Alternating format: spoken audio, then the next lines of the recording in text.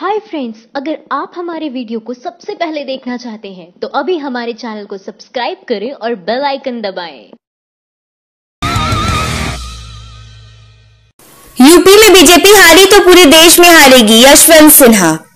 अटल सरकार में वित्त मंत्री रहे यशवंत सिन्हा लखनऊ में थे। एनबीटी से खास मुलाकात में पूर्व मंत्री ने 5 राज्यों के विधानसभा चुनाव के बारे में बातें करी। लखनऊ अटल सरकार में वित्त मंत्री रहे यशवंत सिन्हा ने नवभारत टाइम्स से खास बातचीत में कहा कि यदि लोकसभा चुनाव में बीजेपी को यदि हार मिलती है तो पूरे देश में हार सकती है। उन्होंने 5 राज्यों के विधानसभा चुनाव परिणामों से लेकर देश और प्रदेश सरकार की कार्यशैली पर खुलकर बातें करी। राफेल का मामला हो या फिर बीजेपी के खिलाफ तैयार हो रही गठबंधन की राजनीति, सिन्हा ने सभी मुद्दों पर उन्होंने बेबाक विचार व्यक्त किए, लेकिन 2019 के चुनाव में अपनी रणनीति के पत्ते नहीं खोले। केंद्र सरकार को आंकड़ेबाजी में माहिर बताते हुए कहा, मैं विश्वास के साथ कहता हूं कि केंद्र सरकार की ओर से आंकड़े दिए जा रहे हैं, उन पर विश्वास नहीं किया जा सकता। माफिल मुद्दे पर सुप्रीम कोर्ट के फैसले को लेकर मैं जनवरी के पहले हफ्ते में रिव्यू पिटीशन दाखिल कराऊंगा। सिन्हा ने कहा, 5 राज्यों के चुनाव परिणाम आने के बाद से विपक्ष सरकार कांग्रेस का मनोबल काफी बढ़ा है। बीजेपी और उसके नेताओं ने हार का मुंह देखा है, वह समझते हैं कि इन्हें कोई हरा नहीं सकता। इस चुनावों के बाद वातावरण में परिवर्तन हुआ है। अब विपक्षी दलों पर निर्भर करता है कि वह उसे आगे कैसे ले जाएंगे। विपक्षी दलों का आगे एक दूसरे को लेकर आचरण कैसा होगा, बहुत कुछ इस पर निर्भर करेगा। इससे सबसे ज्यादा महत्वपूर्ण यूपी के विपक्षी दलों की एकजुटता है। कारण अगर बीजेपी यूपी में हारती है तो पूरे देश में हारेगी। उन्होंने कहा, बीजेपी की हार का प्रमुख कारण किसानों की अनदेखी है। किसानों की हालत पिछले 5 सालों से बहुत खराब थी। 4 साल तक केंद्र सरकार ने उन पर ध्यान नहीं दिया, जिससे उनकी स्थिति बदतर हो चली गई। सरकार ने एमएसपी तो बढ़ाई, लेकिन किसानों की उपज की पूरी खरीद नहीं की। सरकार की अनदेखी के किसानों को बीजेपी के खिलाफ कर दिया। इसके अलावा बीजेपी के शीर्ष नेताओं की भाषणबाजी, बढ़ती बेरोजगारी भी हार की वजह बनी। नोटबंदी से किसानों की हालत पर फर्क पर उन्होंने कहा, नोटबंदी से किसानों का बड़ा नुकसान हुआ। हाल में लोकसभा की स्टैंडिंग कमेटी ऑफ फाइनेंस ने कृषि मंत्रालय से रिपोर्ट मांगी थी। रिपोर्ट में कहा गया कि नोटबंदी से किसानों और खेती पर बहुत बुरा असर पड़ा, लेकिन इस रिपोर्ट को तत्काल वापस ले लिया गया। पिछले 4 साल में केंद्र की ओर से रोजगार के अवसर सृजित नहीं हुए, सिर्फ आंकड़ेबाजी की जाती रही। प्रदेश में औद्योगिक शहरों से काम न होने के कारण लोग अपने गांव में लौटने लगे। यूपीए सरकार में मनरेगा का बजट 40 से 42,000 करोड़ रुपए था, जिससे विरोध के बाद मोदी सरकार ने बढ़ाकर 55,000 करोड़ कर दिया।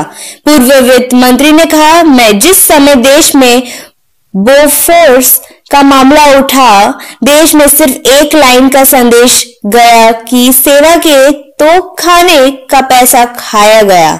अगर जनता के बीच यह संदेश जाता है कि लड़ाकू विमान में पैसे खाया गया तो बीजेपी की बड़ी दिक्कत होगी। कोर्ट ने जो फैसला किया उस पर कोर्ट खुलते ही रिव्यू पिटीशन दाखिल कराऊंगा। हनुमान की जाति बताते कि सवाल पर उन्होंने कहा, यह नादानी की इंतहा है। इससे शुरू किया गया यह जो इस पर बोल रहा है, सभी अपनी सोच का प्रमाण दे रहे हैं, अपनी समझ का परिचय दे रहे हैं। पहले अयोध्या, फिर गया, फिर अर्ध कुंभ और कुंभ। हर मुद्दे को किसी न किसी तरह धर्म से जोड़कर हिंदुस्तान के लिए खतरा खड़ा करने की कोशिश जारी कर रहा है। हालांकि अब जनता के बीच इसका कोई असर नहीं है। मोदी सरकार ने छीनी मनरेगा की रोजगार गारंटी। 2018 में 1.3 करोड़ लोगों को नहीं मिली रोजगार। महात्मा गांधी राष्ट्रीय ग्रामीण रोजगार गारंटी योजना मनरेगा, इस योजना के नाम में रोजगार गारंटी है, लेकिन मोदी सरकार के कार्यकाल में यह गारंटी खत्म होती जा रही है। सरकार के कार्यकाल में एक तरफ बेरोजगारी बढ़ रही है तो दूसरी तरफ सरकारी योजनाएं भी नाकाम हो रही है। इस सरकार के आने के बाद मनरेगा योजना में रोजगार न मिलने वालों की संख्या बढ़ती जा रही है। दरअसल मनरेगा योजना के अंतर्गत हर साल लोग रोजगार के लिए आवेदन करते हैं। उनको रोजगार देने सरकारी जिम्मेदारी होती है और इसके लिए एक रोजगार गारंटी योजना है। सरकारी आंकड़े बताती है कि वर्ष 2013 से 14 में मनरेगा के अंतर्गत रोजगार की मांग करने वालों में से 10% लोगों को रोजगार नहीं मिली थी। रिपोर्ट 2018 में भी 50% बढ़ती देश की बेरोजगारी, मोदी राज में युवाओं का बुरा हाल। ये आंकड़ा बढ़कर 18 हो गया। वर्ष 2018 से 19 में मनरेगा में रोजगार के लिए आवेदन करने वालों में से 1.3 करोड़ लोगों को रोजगार नहीं मिली थी। और ये सिर्फ इस साल की कहानी नहीं है, बल्कि वर्ष 2014 में से भी सिलसिला रुका नहीं। वर्ष 2013 से 14 में रोजगार न मिलने वालों की संख्या 10%, जो वर्ष 2014 में 15 में बढ़कर 14 हुई है। वर्ष 2017 से 18 तक ये 15 हुई और अब वर्ष 2018 से 19 में ये 18 हो गई है। कहानी सिर्फ इतनी नहीं है, इस योजना में मजदूरों को वेतन न मिलने वालों की संख्या और अवधि से भी बढ़ती जा रही है। योजना के नियमानुसार मजदूरों पूरे होने में के 15 दिनों के अंदर वेतन मजदूरों को मिल जाना चाहिए, लेकिन इसमें महीनों का समय लग रहा है। सरकारी आंकड़े बताते हैं कि पिछले साल लगभग 7014 करोड़ रुपए की मजदूरी मिलने से 15 दिनों की अधिक देरी हुई थी। इस साल अब तक 246 करोड़ रुपए की राशि बाकी है। यह साल का अंत है, जबकि धन जारी नहीं किया जा रहा है या धनराशि देने में देरी की जा रही है। लोकसभा चुनाव 2019, बीजेपी और कांग्रेस व्हाट्सएप पर खोजेगी जीत का मंत्र। दिल्ली में बीजेपी के बूथ प्रभारियों से पहले सम्मेलन में पार्टी के राष्ट्रीय अध्यक्ष अमित शाह सहित वरिष्ठ नेताओं ने 2019 की जीत के लिए मंत्र दिया। नई दिल्ली 2019 लोकसभा चुनाव से पहले राजनीतिक पार्टियों ने तैयारियों के लिए कमर कस ली है और एक विपक्षी दल बीजेपी के खिलाफ महागठबंधन की रणनीति पर काम कर रहे हैं, तो वही बीजेपी एनडीए को और अधिक मजबूत करने में लगी हुई है। इन सबके बीच बीजेपी और कांग्रेस ने 2019 लोकसभा चुनाव के लिए सोशल मीडिया को चुनावी हथियार बनाने का मन बना लिया है। इसके लिए बीजेपी और कांग्रेस दोनों ही पार्टियां जल्द ही इंटरनेट मैसेज ऐप व्हाट्सएप पर लोगों को जोड़ने का काम करने जा रही है। बीजेपी अध्यक्ष अमित शाह ने दिया जीत का मंत्र। बीजेपी ने 2019 के लोकसभा चुनाव से पहले पार्टी कार्यकर्ताओं को अपने राष्ट्रीय नेतृत्व से जोड़ने के लिए उनके बीच संचार को मजबूत करने के लिए एक और नए प्रयास में तहत व्हाट्सएप समूह की एक श्रृंखला बनाने का रविवार को निर्णय लिया। दिल्ली में बीजेपी के बूथ प्रभारियों से पहले सम्मेलन में पार्टी के राष्ट्रीय अध्यक्ष अमित शाह सहित वरिष्ठ नेताओं ने 2019 की जीत के लिए मंत्र दिया और कांग्रेस एवं दिल्ली में एएपी के शासन की आलोचना की। पन्ना प्रमुखों के व्हाट्सएप समूह में की बनाई जाएगी श्रृंखला। बूथ स्तरीय पदाधिकारियों को संबोधित करते हुए बीजेपी के राष्ट्रीय महासचिव संगठन रामलाल ने कहा, अगले साल जनवरी से पन्ना प्रमुख से लेकर राष्ट्रीय स्तर के नेताओं को जोड़ने के लिए व्हाट्सएप समूह की एक श्रृंखला बनाई जाएगी। पन्ना प्रमुख बीजेपी के बूथ स्तरीय कार्यकर्ता है जो विधानसभा के एक मतदाता सूची के एक पेज में दर्ज मतदाताओं के साथ संपर्क बनाए रखने के लिए जिम्मेदार है। कांग्रेस ने तैयार की डिजिटल साथी ऐप। वहीं कांग्रेस की दिल्ली इकाई 2019 के आम चुनाव से पहले संदेश के साथ साथ पार्टी के कार्यक्रमों को और नीतियों को भेजने के लिए हॉटस्पॉट समूह बना रही है, जिसके जरिए वह पूरी राष्ट्रीय राजधानी में मतदाताओं तक पहुंचेगी। दिल्ली कांग्रेस के अध्यक्ष अजय मकान ने कहा है कि पार्टी की डिजिटल साथी नामक ऐप भी शुरू किए है और डिजिटल साथी के तौर पर बूथ स्तर पर काम करने के लिए पार्टी कार्यकर्ताओं का चयन किया जा रहा है। कांग्रेस नेता ने कहा है कि प्रत्येक बूथ पर 10 बूथ सहयोगियों की नियुक्ति की जा रही है। सभी बूथ पर में से एक को डिजिटल साथी के तौर पर तैनात किया जाएगा। सांसद सावित्रीबाई फूले बोली, संविधान से नहीं आरएसएस के इशारे पे चल रहे थे। फूले ने कहा कि पिछले कई सालों से वह भारतीय संविधान और आरक्षण बचाने के लिए सामाजिक आंदोलन चला रही है, जिससे समाज के पिछड़े वर्ग, दलित वर्ग एवं अल्पसंख्यक समाज को सामाजिक न्याय मिल सके। भारतीय जनता पार्टी से इस्तीफा देने के बाद सांसद सावित्रीबाई फूले ने रविवार को रामाबाई अंबेडकर रैली स्थान पर एक जनसभा पर बीजेपी पर निशाना साधा। उन्होंने कहा कि देश संविधान से नहीं आरएसएस के इशारे पर चल रहा है।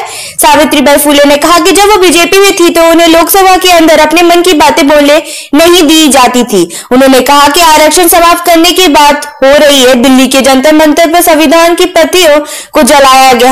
हमें अपना हक मांगेंगे नहीं बल्कि छीन लेंगे। फुले ने कहा कि कई सालों से वो भारतीय संविधान को आरक्षण को बचाने के लिए सामाजिक आंदोलन चला रही है, जिसके समाज के पिछड़े वर्ग, दलित वर्ग एवं अल्पसंख्यक समाज को सामाजिक न्याय मिल सके। उन्होंने कहा कि कई सालों से संविधान में दिए गए आरक्षण को संपूर्ण रूप से लागू करने की मांग करती आ रही है। इसके साथ ही उन्होंने प्रधानमंत्री की चौकीदार नहीं बल्कि साझेदार कहा। बता दें, सावित्रीबाई फुले ने हाल ही में भारतीय जनता पार्टी की प्राथमिक सदस्यता से इस्तीफा दिया था। बीजेपी से इस्तीफा देने के बाद उन्होंने प्रधानमंत्री नरेंद्र मोदी पर निशाना साधा था। उन्होंने कहा था कि चौकीदार की नाक के नीचे गरीबों का पैसा लूटा जा रहा है। बीजेपी और आरएसएस समाज को बांटने व संविधान को खत्म करने की कोशिश कर रही है। केंद्र सरकार के फैसले पर भड़के राहुल गांधी, पीएम मोदी को बताया सुरक्षित तानाशाह। कांग्रेस अध्यक्ष राहुल गांधी ने केंद्र सरकार पर निशाना साधते हुए कहा है कि देश को पुलिस राज्य में तब्दील करने से मोदी की समस्याएं हल नहीं होंगी। नई दिल्ली, कांग्रेस अध्यक्ष राहुल गांधी ने केंद्र सरकार पर निशाना साधते हुए कहा है कि देश को पुलिस राज्य में तब्दील करने से मोदी की समस्याएं हल नहीं होंगी। उन्होंने आरोप लगाया है कि इससे सिर्फ यही साबित होने वाला है कि मोदी एक असुरक्षित तानाशाह है।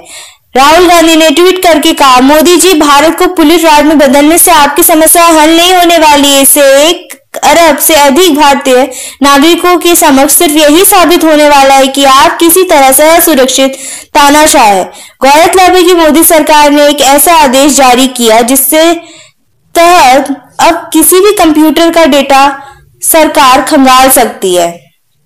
गृह मंत्रालय ने कंप्यूटर के डेटा की जांच के लिए 10 केंद्रीय एजेंसियों को अधिकार बढ़ा दिए हैं।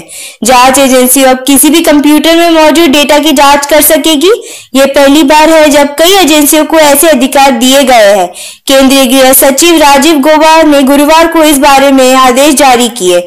इसके बाद विपक्ष ने सरकार पर हमला बोला और इसे निजता की सरकार पर हमला बताया। अब किसी भी कंप्यूटर का डेटा खंगाल सकती है सरकार, विपक्ष ने निजता के अधिकार पर हमला बताया। कांग्रेस नेता आनंद शर्मा ने कहा है कि सरकार का यह आदेश मौलिक अधिकारों के खिलाफ है। इस पर सुप्रीम कोर्ट के निर्णय के अनुसार भी यह निजता आपका मौलिक अधिकार है। निजता के अधिकार पर यह आदेश चोट पहुंचाता है। इस आदेश से सरकार देश के हर नागरिक की पूरी जानकारी को देखने की अनुमति दे रही है।